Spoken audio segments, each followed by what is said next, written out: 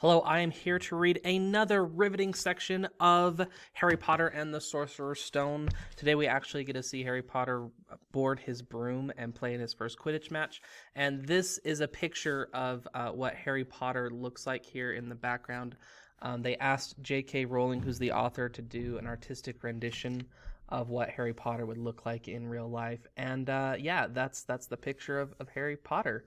I don't think it bears any particular resemblance to, anyone that may be teaching you fourth grade or anything, but that is what Harry Potter actually looks like. So enjoy listening to Harry Potter as he starts to play some Quidditch.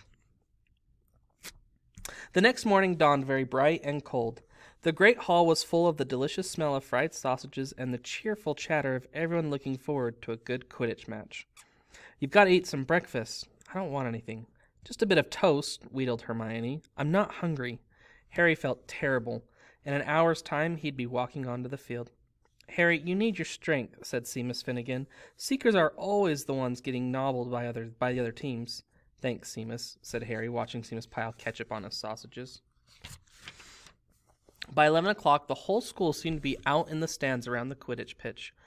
Many students had binoculars. The seats might be raised high into the air, but it was still difficult to see what was going on sometimes. Ron and Hermione joined Neville, Seamus, and Dean, the West Ham fan, up on the top row. As a surprise for Harry, they had painted a large banner on one of the sheets Scabbers had ruined. It said "Potter for President," and Dean, who was good at drawing, had done a large Gryffindor lion underneath. Then Hermione had performed a tricky little charm so that the paint flashed different colors. Meanwhile, in the changing rooms, Harry and the rest of the team were changing into their scarlet Quidditch robes. Slytherin would be playing in green. Wood cleared his throat for silence. "Okay, men," he said. "And women," said Chaser Angelina Johnson. "And women," Wood agreed. "This is it." "The big one," said Fred Weasley. "The one we've been waiting for," said George. "We know Oliver's speech by heart," Fred told Harry. "We were in the team last year." "Shut up, you two," said Wood. "This is the best team Gryffindor's had in years. We're going to win. I know it." He glared at them as if to say, "Or else." "Right. It's time. Good luck, all of you." Harry followed Fred and George out of the changing room and, hoping his knees weren't going to give way, walked onto the pitch to loud cheers. Madam Hooch was refereeing. She stood in the middle of the pitch waiting for the two teams, her broom in hand. "Now I want a nice fair game, all of you," she said, once they were all gathered around her. Harry noticed that she seemed to be speaking particularly to the Slytherin captain, Marcus Flint, a fifth year. Harry thought Flint looked as if he had some troll blood in him. Out of the corner of his eye, he saw the fluttering banner high above, flashing "Potter for President" over the crowd. His heart skipped. He felt braver. "Mount your brooms, please." Harry clambered onto his Nimbus 2000.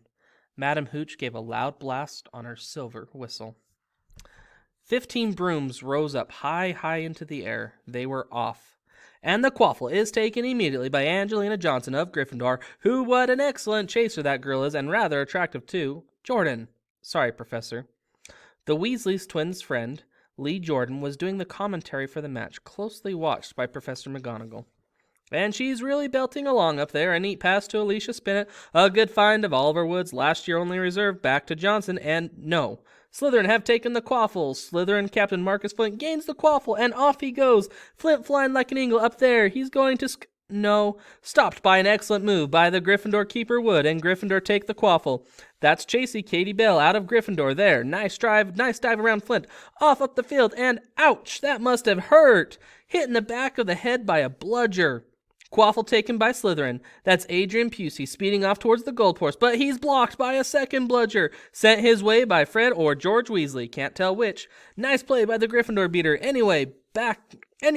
And Johnson back in possession of the quaffle. A clear field ahead, and off she goes. She's really flying. Dodges a speeding bludger. The goalposts are ahead. Come on now, Angelina. Keep belt, let she dives. Misses. Gryffindor score! Gryffindor cheers filled the cold air with howls and moans from the Slytherins. "Budge up there, move along. Hagrid!" Ron and Hermione squeezed together to give Hagrid enough space to join them. "Been watching from me hut," said Hagrid, patting a large pair of binoculars around his neck. "But it isn't the same as being in the crowd. No sign of the snitch yet, eh?" "Nope," said Ron. "Harry hasn't had much to do yet." "Kept out of trouble, though, that's something." said Hagrid, raising his binoculars and peering skywards at the speck that was Harry. Way above them, Harry was gliding over the game, squinting about for some sign of the snitch. This was part of his and Wood's game plan. "Keep out of the way until you catch sight of the snitch," Wood had said. "We don't want you attacked before you have to be." When Angelina had scored, Harry had done a couple of loop-the-loops to let out his feeling. Now he was back to staring around for the snitch. Once he caught sight of the flash of gold, but it was just a reflection from one of the Weasleys' wristwatches. And once a bludger decided to come pelting his way, more like a cannonball than anything, but Harry dodged it, and Fred Weasley came chasing after it. "All right there, Harry?" he had time to yell as he beat the bludger fiercely towards Marcus Flint. "Slytherin in possession," Lee Jordan was saying. "Chaser Pusey ducks 2 bludgers, 2 Weasleys, and Chaser Bell, and speeds towards the... Wait a minute, was that the snitch?" A murmur ran through the crowd as Adrian Pusey dropped the quaffle, too busy looking over his shoulder at the flash of gold that had just passed his left ear. Harry saw it. In a great rush of excitement, he dived downwards after the streak of gold. Slytherin seeker Terrence Higgs had seen it too. Neck and neck, they hurtled towards the snitch. All the chasers seemed to have forgotten that they were supposed to be doing as they hung in midair to watch. Harry was faster than Higgs. He could see the little round ball, wings fluttering, darting up ahead. He put on an extra spurt of speed. Wham! A roar of rage echoed from the Gryffindors below. Marcus Flint had blocked Harry on purpose, and Harry's broom span, of course, holding on for dear life. "Foul!" screamed the Gryffindors.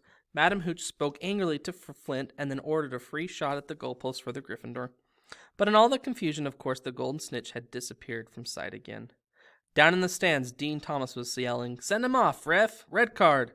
"This isn't football, Dean," Ron reminded him. "You can't send people off in Quidditch. And what's a red card?" But Hagrid was on Dean's side. "They ought to follow the rules. Flint could have knocked Harry out of the air." Lee Jordan was finding it difficult not to take sides. "So, after that obvious and disgusting bit of cheating, Jordan," growled Professor McGonagall. "I mean, after that open and revolting foul, Jordan, I'm warning you." All right. Flint nearly kills the Gryffindor Seeker, which could happen to anyone, I'm sure, so a penalty to Gryffindor taken by Spinet, who puts it away, no trouble, and we continue to play. Gryffindor still in possession." It was as Harry dodged another bludger, which went spinning dangerously past his head, that it happened. His room gave a sudden, frightening lurch. For a split second, he thought he was going to fall. He gripped the broom tightly with both hands and knees. He'd never felt anything like that. It happened again. It was as though the broom was trying to buck him off. But Nimbus 2000s did not suddenly decide to buck their riders off. Harry tried to turn back towards the Gryffindor goalposts. He had half a mind to ask Wood to call timeout, and then he realized that his broom was completely out of control. He couldn't turn it. He couldn't direct it at all. It was zigzagging through the air, and every now and then making violent swishing movements which almost unseated him. Lee was still commentating. "Slytherin in possession. Flint with the quaffle, passes Spinet, passes Bell, hit hard in the face by a bludger. Hope it broke his nose. Only joking, Professor. Slytherin score. Oh no." The Slytherins were cheering. No one seemed to have noticed that Harry's broom was behaving strangely. It was carrying him slowly higher away from the game, jerking and twitching as it went. "Don't know what Harry think he's doing," Hagrid mumbled. He stared through his binoculars. "If I didn't know better, I'd say he'd lost control of his broom. But he can't have." Suddenly people were pointing up at Harry all over the stands. His broom had started to roll over and over, with him only just managing to hold on. Then the whole crowd gasped. Harry's broom had given a wide jerk, and Harry swung off it. He was now dangling from it, holding on with only one hand. Did something happen to it when Flint blocked him? Seamus whispered.